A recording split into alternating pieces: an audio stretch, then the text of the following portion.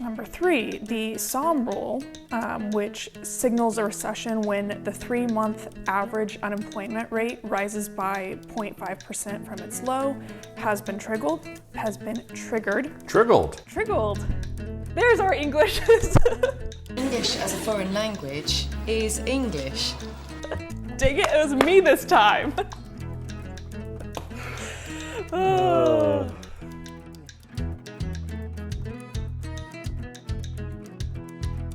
Welcome back to another episode of This and That, Coffee Chat with the Harras. And this week, well, for one, I'm back.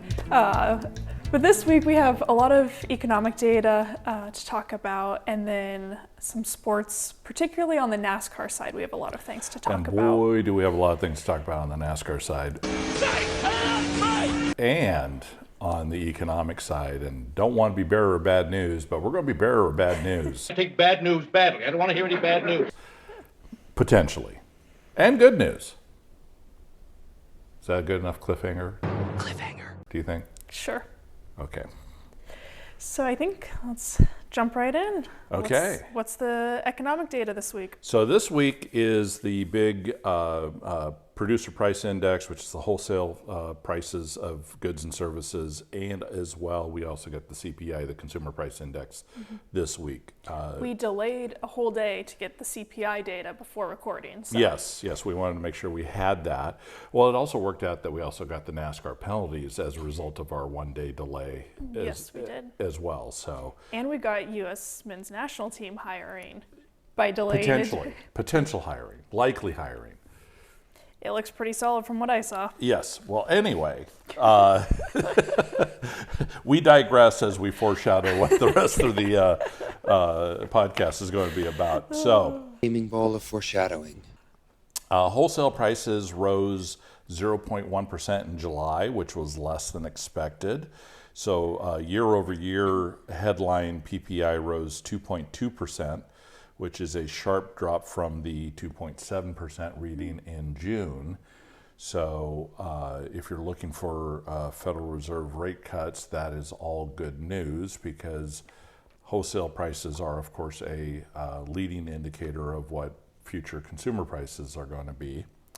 That sounds pretty close to the 2% that they're going for. Yes, it does. And the CPI, which came out the next day, annual inflation rate slows to 2.9% in July, the lowest since 2021.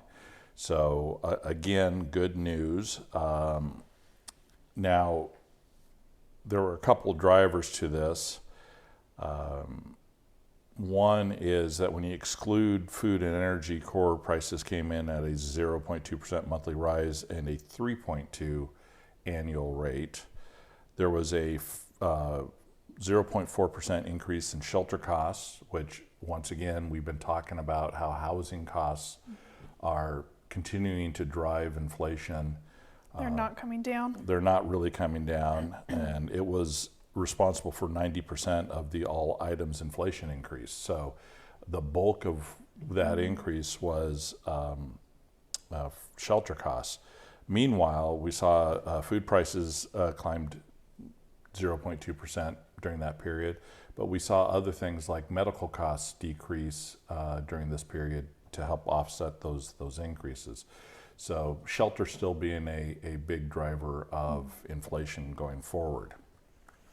That's where all those starts are still important. We still need that inventory. Yes. So following that news, Chairman Powell basically is setting the table for rate reductions when they meet at Jackson Hole. They only meet at really nice places, he knows that. For September rate cut, and indicated that jobs data, which will be coming out later this month, will help them determine the size of that rate cut. So later in this podcast, we're going to talk about one person's predictions for upcoming rate cuts.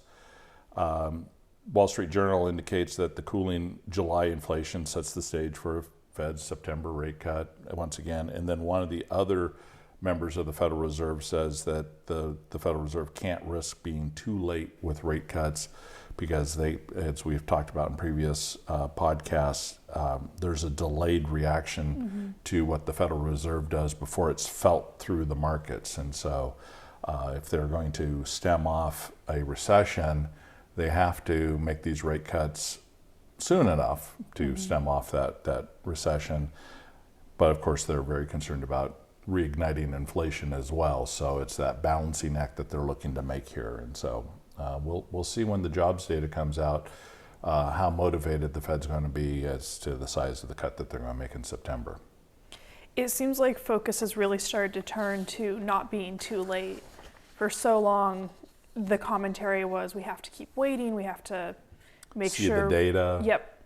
And Yep. now it sounds like there's been a bit of a shift on their view on what's going on and where we're going to be. It sounds more definite. It's just now a matter of the magnitude of the rate cuts. Yeah. So, which takes us to the publisher of Grit newsletter, which is a wonderful financial newsletter on investing and whatnot. Genevieve Roch-Dechter, I probably said that wrong, almost guaranteed. Roche? Roch? Depends, which German dialect I want to throw on it. Is it Northern German or Southern German? I recommend knowing before speaking. I was going to say, insert English as foreign language. Well, we're not speaking English this time. We're trying to speak German or something, Anyway, she came out with a series of tweets that basically all point to a recession coming on. And so you want to kind of run through the data, and we'll throw these charts up as we talk about each one. There's 9 of them that we're going to be talking about here. And they, again, not to be the bearer of bad news and doom and gloom. I'm going to give you some bad news, and I want you to take it like a man. But, things are pointing that way. Yeah, so the first section of her charts are jobs, employment, and unemployment related. So this first one, unemployment is rising. It's up for 4 straight months now, and now also at a 3-year high of 4.3%, which if you look historically is not a bad number, but we're looking at the trend of the fact that we've been up for 4 straight months now.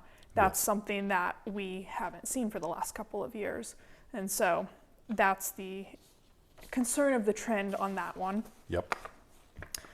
Second one is the number of job openings is in decline. And I think on this chart, seeing the COVID time period is really interesting, and how many jobs per person looking for a job just absolutely tanked as all those layoffs happened. Right. And people weren't hiring, and then it's gone back up, and at one point there were 2 job openings per person looking. So that's part of why wage growth was so high in that 21-22 time period. Companies were struggling to find employees. Well, we're now down to a 1-to-1 ratio of job openings per person looking, and this has been in pretty steady decline for the last couple of years. And so if that drops below that 1-to-1 ratio, we're now looking at a situation where there are not enough jobs for the number of people looking. Yes. Number 3, the SOM rule, which signals a recession when the 3-month average unemployment rate rises by 0.5% from its low, has been triggered. Triggled. There's our English. English as a foreign language is English. Dang it, it was me this time. Anyway, SOM rule has now been triggered, and this rule has predicted every recession since 1970, with only 2 false positives in 59 and 69, which just happened to be a little bit early in triggering. So not a great sign on that front. Yep. Number 4 is our non-farm payrolls are falling. And again, we'll show you this chart because I think it's most helpful to see what this chart is showing. But again, It's definitely a downward trend. the trend is down. Yep. And then my 5th one here is that the number of Americans working part-time has jumped to a 3-year high, and they're part-time for economic reasons. So not necessarily because they want to be part-time, but They need to be. they need to be. Well, when you look at food prices up 20% since 2021, it just costs more money to put food on the table, plus everything else that has gone up in prices since 2021. Yep. It's forcing people to look for that side gig rather than, gee, I'd just like to have the money. I need the money. Need the money. Yep. Yeah. Is that the last one for you? That is my list of jobs and employment related. The next one that Genevieve had is wage growth is slowing. And in July, wage growth hit its slowest pace since 2021, both for job switchers and job stayers. So we had talked about that previously, how while still increasing, that amount of increase has slowed, indicating that employers are starting to tighten their belts and not needing to pay people as much to come on board. As we mentioned, there's now a 1-to-1 ratio, so there you go. Don't have to be as aggressive with those compensation packages. Right. The next one is weekly hours worked has declined and has continued to decline. And so instead of firing people, employers are reducing hours. We are now matching the lowest levels since the onset of the pandemic. So you're looking at an indicator, once again, that employers are being careful with their money. And if they start feeling things are slowing down and they're going to stay slowed down, at some point they're going to start letting workers go. So this is often a leading economic indicator on employment. So the next one, and probably the scariest one of these, how scared should we be? Is layoff announcements in 2024. Dell has cut 15% of its workforce, Intel 15%, Intuit 10%, PayPal 9%, Unity Software 25%, Twitch 35%, Bumble 30%. Cisco earlier this year cut 5%, and then this week announced another 7% reduction in workforce, where they just released their quarterly findings. The list goes on and on. In total, in 2024, so far, tech companies have laid off over 126,000 people. So that's a little bit of a bellwether of things to come, perhaps. So again, really optimistic news today, not so much. I take bad news badly. I don't want to hear any bad news. So what is next? So Genevieve feels that there's going to be 3 rate cuts in the remainder of 2024, a 50 basis points cut in September, followed by a 25 basis point cut in November and December. So a total of 1 percentage point total by the end of the year, which is a significant move that she is predicting going forward. So it might be a reaction to we waited too long to make these cuts. Maybe in July they should have made a 25 basis cut and more eased into it. Right. We'll see what happens, and we'll see how accurate she is, but she's been pretty sharp on these things in the past. I think it's interesting if you go back to the beginning of this year when we were talking about predictions, a lot of people were expecting, something like a full % rate cut to happen over the course of the year. Starting in like April.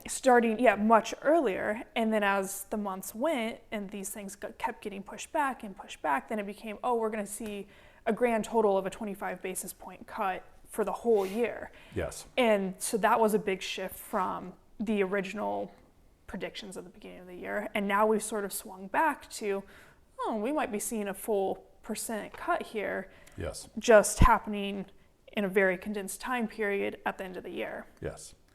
And how this reflects on real estate just a little bit, what we're seeing is the buyers are definitely on the sidelines right now.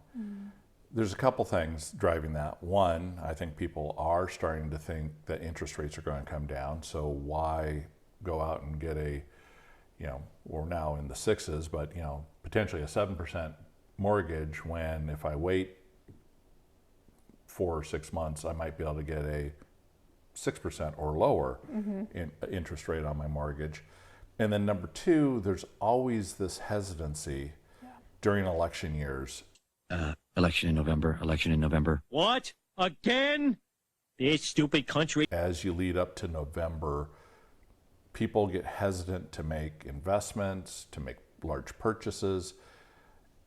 And it doesn't seem to matter who wins the election. After the election's over, then that pent-up demand gets released. Yeah. But it's just simply the unknown for some people.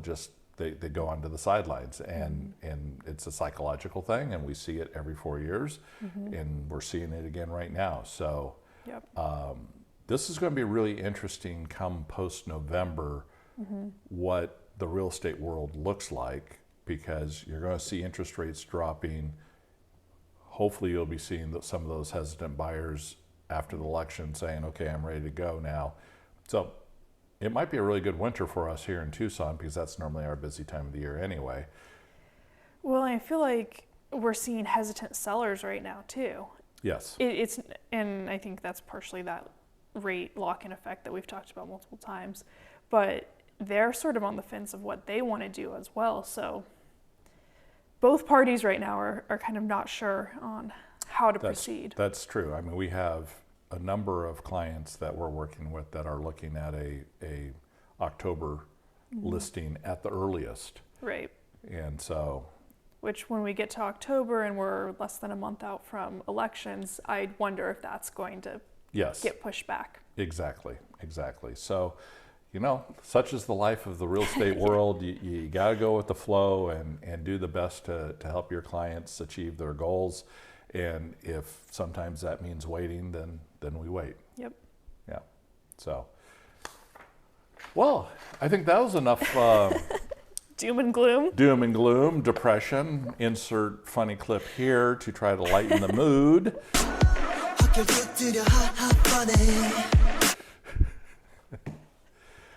So, do you want to talk about this little bit of news so I don't butcher a name? Oh, I don't know how to pronounce his name either.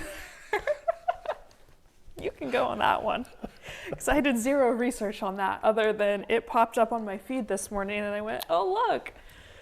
So it looks like the United States men's national soccer team will be hiring Mauricio Pochettino, the Argentinian coach, who is in the past, don't laugh at me, I did my best.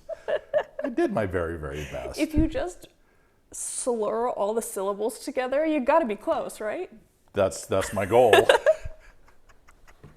That is my goal. And this guy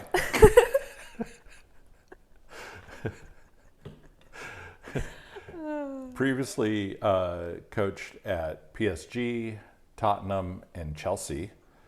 Got off to a really slow start with Chelsea, but the second half of the season he was really on fire. It was like 12 wins, 4 losses, 3 draws or something like that. I will flash up the correct stats. But then was fired in spite of a very strong second half of the season. Because it's Chelsea. It's true. Yes, because it's Chelsea and they haven't a clue how to run a club. These ain't opinions. These are facts. So, anyway, as an American, we are quite excited about the prospects of having what will easily be as our highest profile coach in history going into the World Cup that we, along with Canada and Mexico, are hosting. Gives him enough time to work with a fairly young American team. He's good at working with youngsters. He has a history of that. Not that they're all youngsters, but you get the idea. And hopefully we can play fun, expressive soccer and not be afraid of all the European teams and South American teams, and actually be on the front foot rather than always trying to play from the back foot. But that's a hope, not necessarily a reality. Yeah. We'll see. We'll see. So what happened in NASCAR this week, Kelly? Well, I was going to ask if you want to, while we're still on soccer, do your Oh, yes. Premier League predictions. Yes. So, Since the season starts. yeah, about the time that this comes out, we'll be in the first full weekend of the Premier League. And Opta's supercomputer ran 10,000 simulations of the season and came out with a very boring prediction that Manchester City is going to win the title once again. 2 thumbs down. Insert shocked face here. Yes, stunning news. Then has Arsenal, Liverpool, and Chelsea in the top 4, with Newcastle, then Manchester United, and then Tottenham. Depending on how many, with the coefficient variable, how many European spots the Premier League gets, Tottenham may or may not make it. And then Aston Villa, Crystal Palace, and West Ham round out the top 10. I am a follower of Leicester City, and Opta has them finishing a solid 18th. And getting relegated. Yes, and the odds makers have Leicester anywhere from 18th to 20th, and so I wasn't sure if the odds makers were anticipating a points penalty for financial issues that Leicester has run into over the last couple seasons, or if it's just they don't think Leicester's very good this year. And having watched preseason friendly between Leicester and Augsburg in the Bundesliga, they were uninspiring soccer play. So it could be both that we're seeing there. So I'm not optimistic that my Foxes are going to stay in the Premier League. Their transfer window has been pathetic so far. They've made a lot of runs at a lot of different players and just haven't got them across the line. Jamie Vardy's out with a long-term injury. So hopefully before the season starts, or at least before the transfer window closes, they can land a couple more players to help elevate the level of play. But right now I would call it uninspiring. That's tough. Yes. Now the other interesting tidbit that came out of the 10,000 simulations, there was one club that finished in one of the simulations in every position from first to 20th. And that was Manchester United, which I find stunning. I want to know what happened in that simulation for them to finish 20th. Yes. How did that season play out? It's mind-boggling. It really is.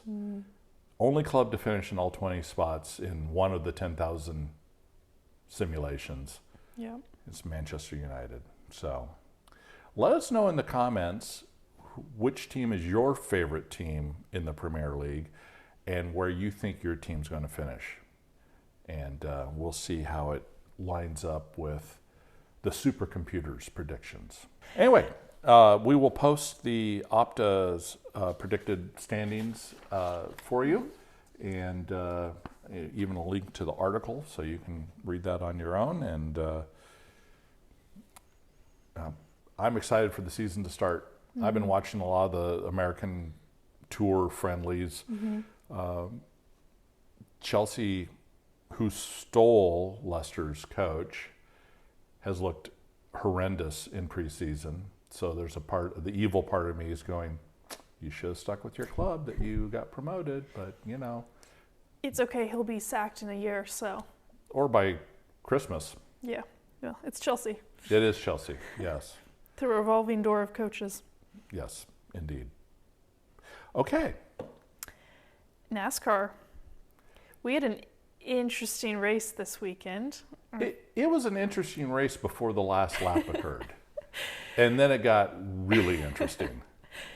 So NASCAR was back after their little Olympics hiatus and at Richmond, little short track racing. Yes. And the interesting part before the last lap was that they brought 2 sets of tires, sort of in the way that IndyCar brings primary. Or Formula One, where they have 3, but NASCAR had a primary tire and what they called an alternative tire. We're going to use F1 language, as we're going to have the regular tire and the softs. Yeah, the mediums and the softs. They even had red stripes on the soft tires, so not to confuse race fans. Yeah. So. Yeah. So, I think that made for interesting strategy because you could employ those softs. You got 2 sets of softs. Whatever you want to call them. Yeah, you're limited to just 2 sets. So you had to figure out in a 400 lap race when you're going to use those soft tires. And this is not like F1 where you're pitting once, maybe twice in a race. You have a lot more stops in NASCAR. And so that also means you have to decide when are you going to use those 2 sets of tires. Yeah, they were allocated 12 sets of tires in total in the pits. So you have 2 chances out of 12 potential pit stops during the race to use these Yes. tires. Yeah.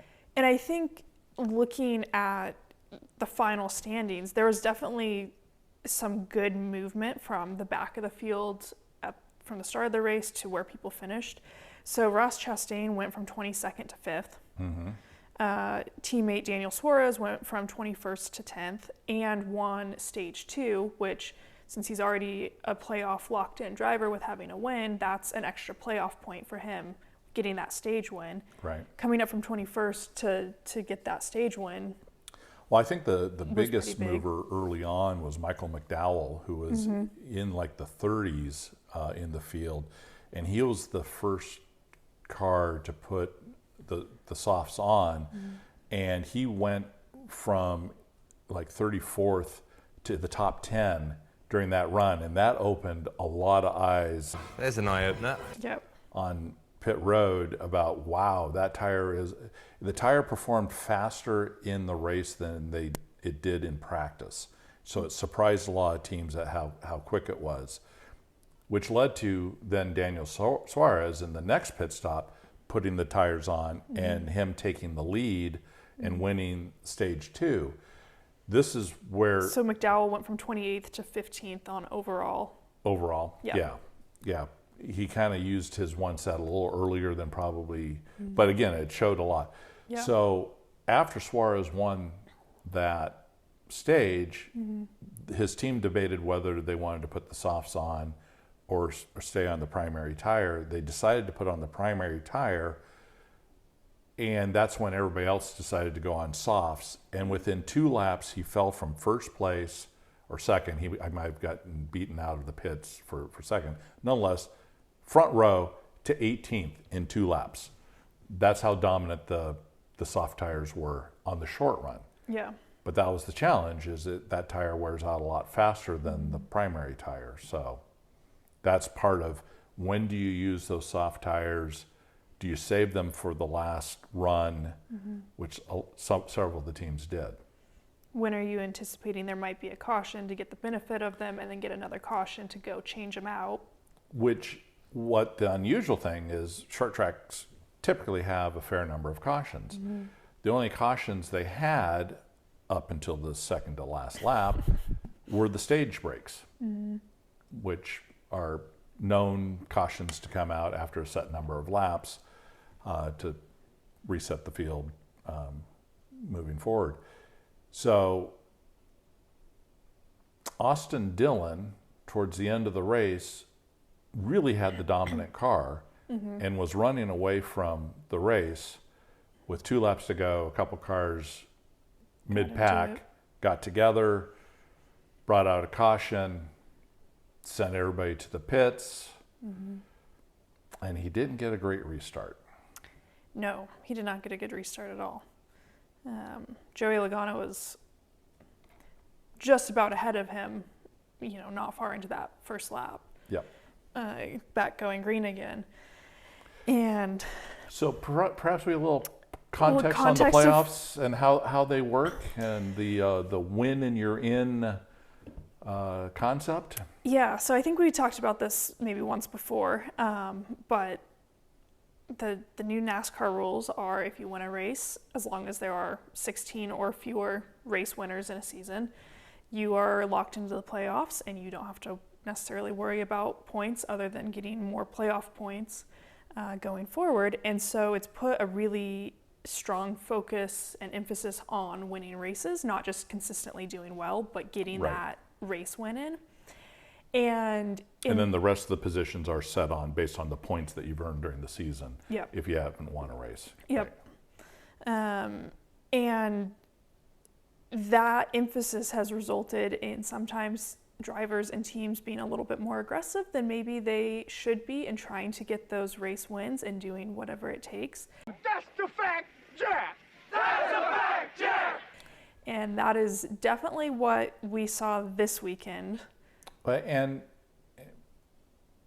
the bump and run has always been a thing, especially on short tracks in NASCAR, where you kind of tap the car that's in front of you, get them a little bit loose, they move up the track, you drive underneath them to try to take the spot. That's been a part of NASCAR for a little long time.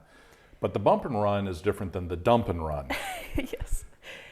Austin Dillon pulled a dump and run. Yes. Times two. Times two. Joey Logano through 3 and 4 for the final time. There's the contact. He does get to him. The 11 on the inside. He gets into the wall. Dillon's going to win it at the line. So Austin Dillon and Richard Childress Racing have had a horrendous season this year. Austin's down in the 30s in points. Kyle Busch is having a terrible season as well, is not in the playoffs. Outside of the playoffs, yep. And so they really needed this win. And to a certain extent, probably felt because of the caution, it was taken away from them. Yeah. But let's just say cooler heads did not prevail at the end of the race. Yeah. And if I can find a clip that doesn't get me copyright stricken, I will play the soundbite from Austin's spotter, who has since earned a 3-race suspension because of his Wreckham call on the radio. Forward, so about 1/2. I don't care how you do it. Here comes Austin Dillon. He gets in the back of Joey Logano. Keep coming down. Right here. Come on. Yeah. As he had already dumped Joey Logano, Denny Hamlin was driving underneath him, and Austin Dillon hooked him in the right rear and sent Hamlin into the wall. Up into the wall. Yep. Which is probably the most dangerous hit that in NASCAR that you can take, is when you get turned up towards the wall from a hook of the right side of the car. So anyway, continue. I'm sorry I jumped in. Yes. So yesterday, the news came out from NASCAR. We were all waiting to see if there was going to be anything done about this, if there were going to be any penalties. And NASCAR decided that Austin Dillon would get to keep the race win, crossing the finish line first, basically. And let me explain real quickly, having worked for NASCAR, NASCAR's philosophy is that whoever the race winner is that the fans in the stands saw, generally is going to keep that win, like 99.9% of the time, because they don't want the fans to go home and then learn that that's not who won the race. So, continue. Austin has kept the race win, but this race win will not count as a win for qualifying into the playoffs. So instead of being a lock into the playoffs, he's now back down into 30-something position in the playoffs. He also got a 25-point deduction, and so even the additional points that he got for winning the race basically got brought back down. Same thing with the team owner. As well as the owner's points getting docked there. Yes. Plus the suspension of the spotter for 3 races. Yes. So they dropped the hammer. Yeah, I think actually NASCAR did a pretty good job of addressing the issue that you can't have people intentionally wrecking other drivers in the way that Dillon intentionally wrecked 2 people to win this race. Right. Without undoing who crossed the finish line first. Yeah, and Elton Sawyer, who's the Senior Vice President of Competition for NASCAR, said, NASCAR is a contact sport. Mm-hmm. It has always been a contact sport. Yeah, this is not F1. Right. But there is a line. Yeah. And in their opinion, that line was clearly crossed, and that NASCAR didn't want to get involved in this because they've had a long-time philosophy of boys have at it. Yeah. So they literally, if you have a beef with another driver on the track, you go ahead and work that out however you feel is necessary without crossing a certain line. Yeah. And that line was crossed, and NASCAR had to make it clear to everybody that NASCAR knew that line had been crossed. Yeah. And that's part of what Elton Sawyer talked about in his interview that came out yesterday. Mm-hmm. I'll play a clip of it again if I can find a non-copy strike right version for Copyright us. strike version. Off that win. So SMT showed intention. In our view, that crossed the line, without a doubt. Again, our sport has been based on, strong emotions. Mm-hmm. It's been based off, win and you're in. But anything that we feel like from a sanctioning body that has crossed the line from a standpoint that compromises the integrity of our playoff format as well as our championship, we are going to get involved. Yeah. Anyway, so that, according to Denny Hamlin, cost Richard Childress Racing $2 million. The difference from being in the playoffs and being out of the playoffs, even if you finish last in the playoffs, is a $2 million hit. Is that just prize money? Prize money. Oh. And so there's a bigger cost mm-hmm. to this than just what meets the eye. And again, he wasn't going to win the race had he not done what he did. Yeah, I think Logano was going to beat him to the line. Yes.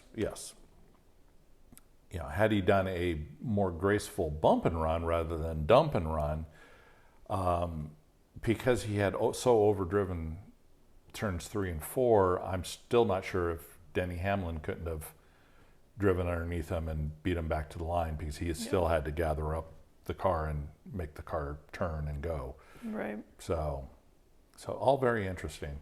Mm-hmm. Now, as you might suspect, there were some tempers going on. And so mm-hmm. Austin Dillon wasn't the only person that was penalized after the race. Yes. So there is a clip of Joey Logano going down pit road and essentially turning the car into the direction of family, the crew of Austin Dillon.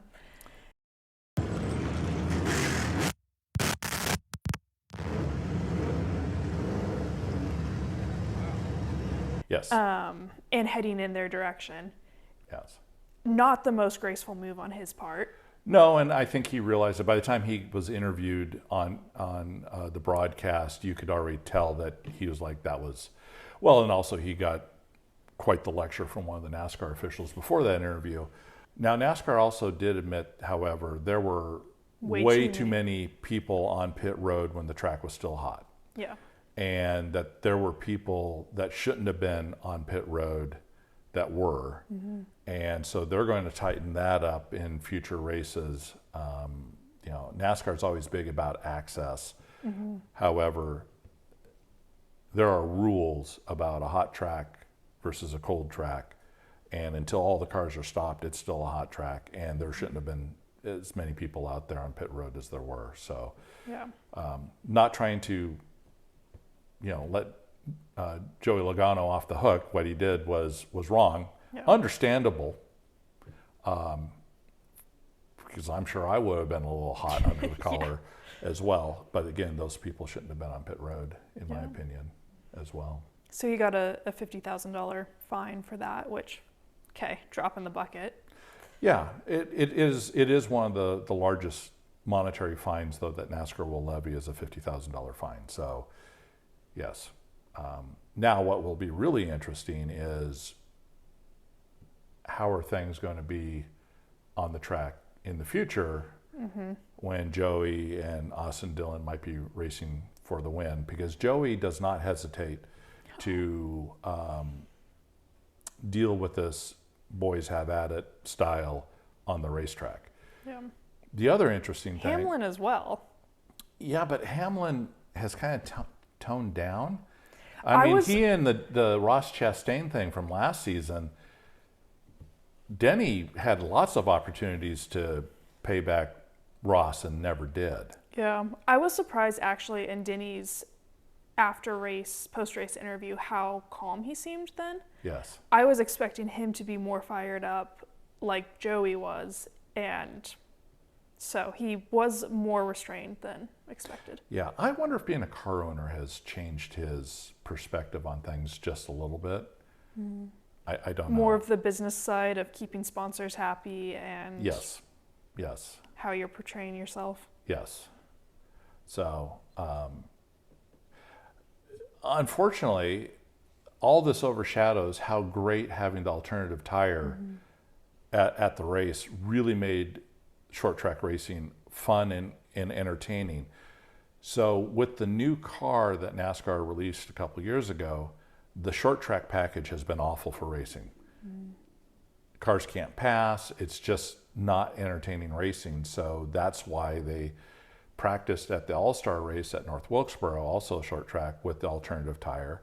Kind of met with mixed response. So actually having this be a successful tool at Richmond actually bodes well for the short track practice, or short track package. Thank you. English as a foreign language is English. Now, but the other side of that is you see a lot of people are saying, well, the soft tire should be the regular tire for all the races.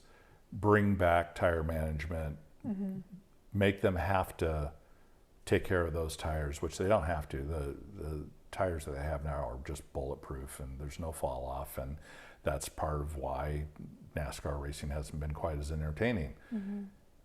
You have to shift things up and make people use different strategies to make it fun again.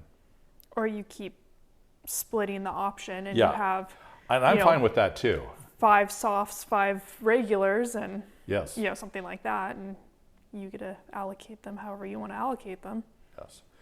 Anyway, it was one of the, it was right up there with the Bristol race where they had the tires that were shredding like on a cheese grater. That was very entertaining as well. So, that was fun. It'll be good to see. Yeah. Well, should we move on to what we're looking forward to, or did you have anything else? I don't have anything else, so let's move on to what we're looking forward to. Okay. Mine are non-sports related for once. Okay. All right.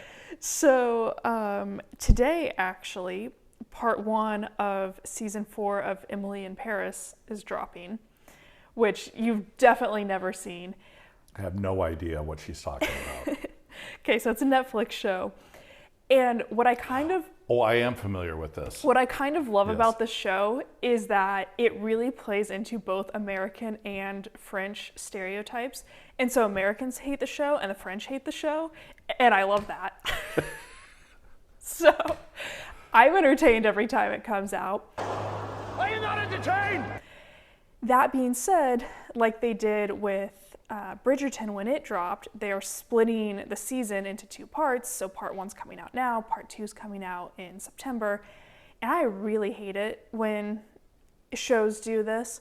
I get why they do it, but for me, it totally takes me out of the being able to just like binge watch it and watch the whole story arc. I like going back and watching old shows that have, 20 seasons out. I've done this with Criminal Minds, NCIS, Friends, How I Met Your Mother, a lot of those shows that are either done or have a lot of seasons, because you can see, even though each episode is an individual episode and has its own story, you can see what happens throughout the course of the season because you can watch it condensed. But when you're watching these shows spread out, by the time you get to the next part of it, I've forgotten why I cared about these things that happened in the first part. And so part of me is tempted to try to not watch it until September, because then you can watch the whole thing at once. I can watch the whole thing.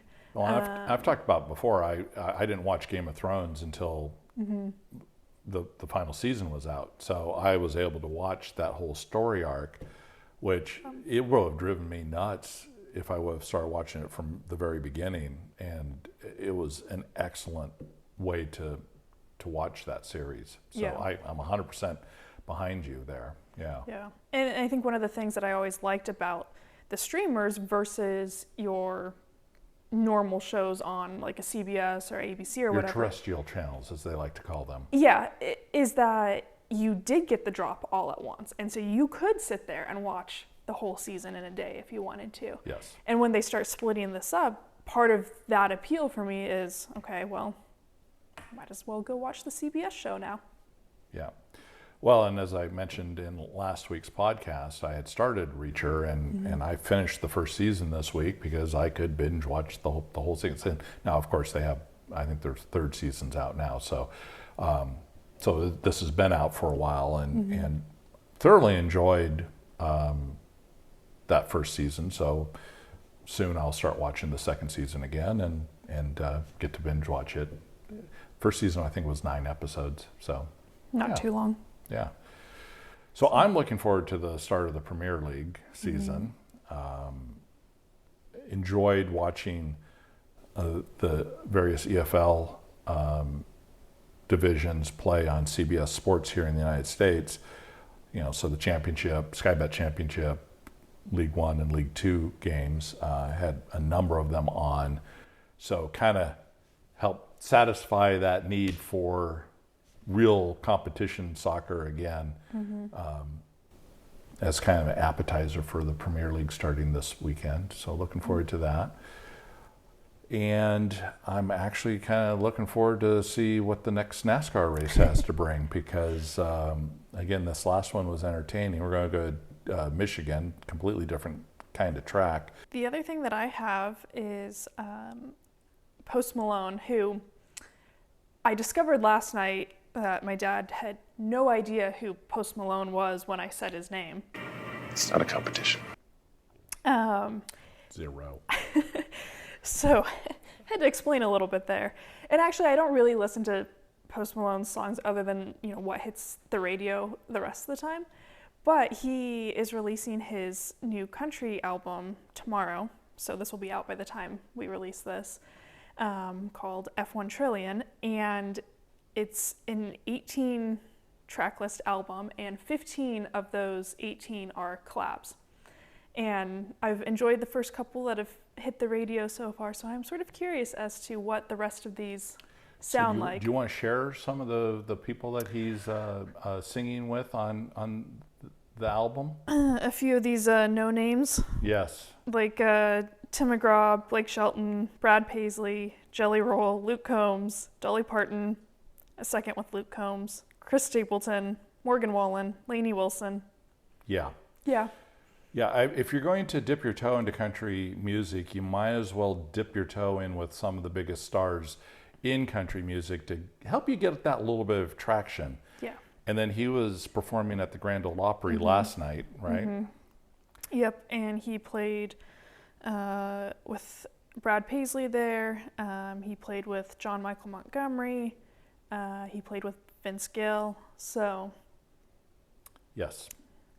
Just a few, yeah, of the big stars of country music. So, yeah, I'm sort of curious as to what the rest of this album is going to sound like from him. Yes. Well, and I might have to actually give it a listen since I am a country fan when I'm not listening to my yacht rock. Exactly. Yeah.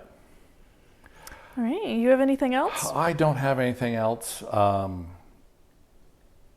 I'm waiting to when we can start shooting these outdoors, when it's going to be cool enough, and we're about a month away. We're I think. almost there. Yes. Let's see, maybe. 5 minutes later. Oh, there we go. It's only 94 out right now. Yeah, but it's monsoon season. That's 94 with humidity. It's hot. It's humid. 33%. Versus 10. For us, that's humid. 6. Yeah.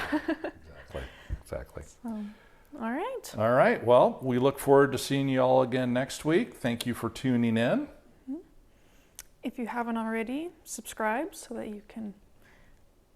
Thank you. I forgot to put all those drops in last week's video. There was no listen to us on YouTube Music. There was no like and subscribe. We really appreciate the number of new subscribers that we have on the channel. So, you know, it's free, doesn't cost you anything, and it helps you know when we put stuff out. Exactly. All right. Okay, we've rambled on long enough. Thank you very much. Have a great week. See you next week.